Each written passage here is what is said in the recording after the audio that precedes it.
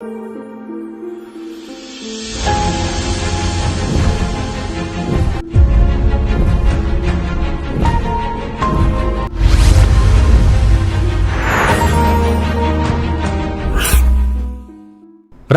का भंग होना।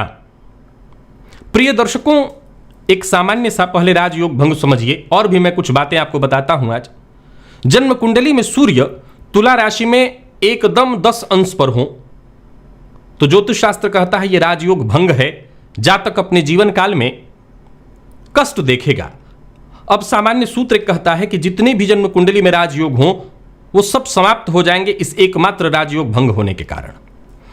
इस सूत्र के पीछे के रहस्य को समझिए। 10 अंश पर सूर्य परम नीच होते हैं और सूर्य आत्मा के कारक हैं। और मैं सदैव क्या कहा करता हूं कि ज्योतिष असल में आज के इस परिवेश में हम केवल और केवल अपने एक निम्न सामान्य भविष्य को जानने में इस्तेमाल कर रहे हैं, जबकि ज्योतिष का मूल उद्देश्य आध्यात्म से जुड़ा हुआ है।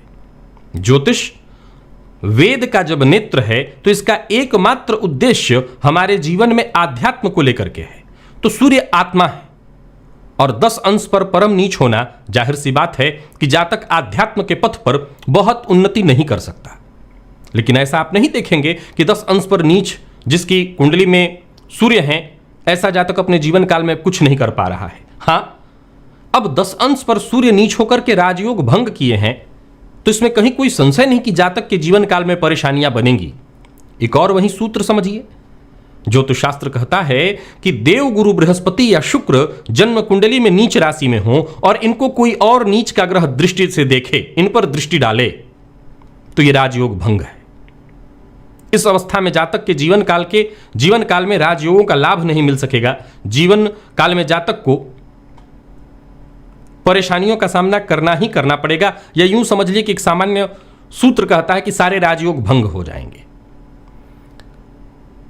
अब यहां दो बातें हैं। देवगुरु बृहस्पति आज के इस परिवेश में अगर देखें तो धन के कारक, विद्या, संतान, विवाह कराने वाले सब कुछ वही है।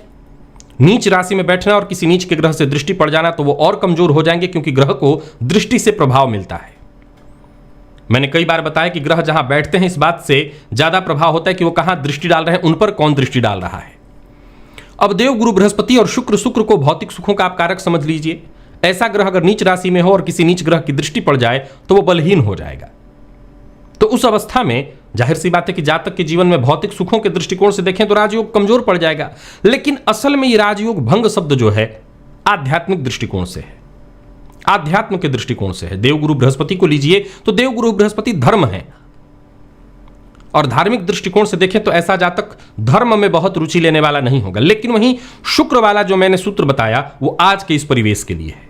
अगर शुक्र जन्म कुंडली में नीच राशि में हो और किसी नीच ग्रह की दृष्टि हो जाए तो आध्यात्मिक दृष्टिकोण से तो नहीं परंतु भौतिक दृष्टिकोण से जातक को जीवन काल में दुखों का सामना करना पड़ेगा, कष्ट उठाना पड़ेगा, चाहे वो उसका दाम्पत्य हो, चाहे उसके जीवन काल में जो सुखों की बात आए तो सुखों में सदैव वो कमी महसूस करेगा।